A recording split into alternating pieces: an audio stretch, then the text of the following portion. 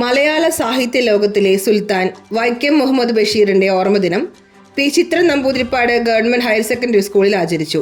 School ഓഡിറ്റോറിയത്തിൽ വെച്ച് ചേർന്ന ഓർമ്മദിനം അനുസ്മരണ പരിപാടിയിൽ വിദ്യാരംഗം കൺവീനർ രജിത ടീച്ചർ സ്വാഗതം പറഞ്ഞു.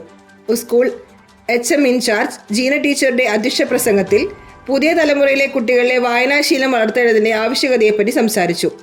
സ്കൂൾ കായികാധ്യാപകനായ കുമാർ മാസ്റ്റർ ബഷീർ കൃതികളുടെ അവലോകനം നടത്തി. ബാല്യകാല സഖിയിൽ കൂടി വായനാ ലോകത്തിലേക്ക് എത്തിയാൽ വായനാ ജീവിതം അനർഗളമായിരിക്കുമെന്ന് അദ്ദേഹം പറഞ്ഞു. UP വിഭാഗത്തിലെ വിദ്യാർത്ഥികളായ നിവ്യ, നക്ഷത്ര, വരലക്ഷ്മി, മാളവിക, അഭയ് നാരായണൻ, മുഹമ്മദ് റസീൻ, ആദിനാഥ് PS എന്നിവർ ചേർന്ന് ബഷീർ കൃതിയെ ആസ്പദമാക്കി തയ്യാറാക്കി അവതരിപ്പിച്ച നാടകം അവതരണം നടന്നു. സ്കൂൾ ഫിലിം ക്ലബിന്റെ നേതൃത്വത്തിൽ ബഷീറിനെ കുറിച്ചുള്ള ഡോക്യുമെന്ററി പ്രദർശിപ്പിച്ചു. ഇതിന്റെ ഭാഗമായി കുട്ടികൾക്കായി ബഷീർ സാഹിത്യ ക്വിസ്, ചിത്രരചന തുടങ്ങിയ മത്സരങ്ങൾ സംഘടിപ്പിച്ചു.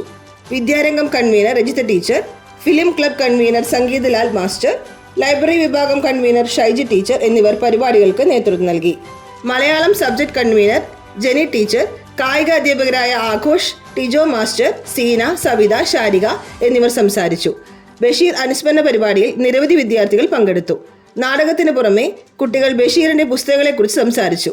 തുടർന്ന് വിവിധ കലാപരിപാടികളും അവതരിപ്പിച്ചു.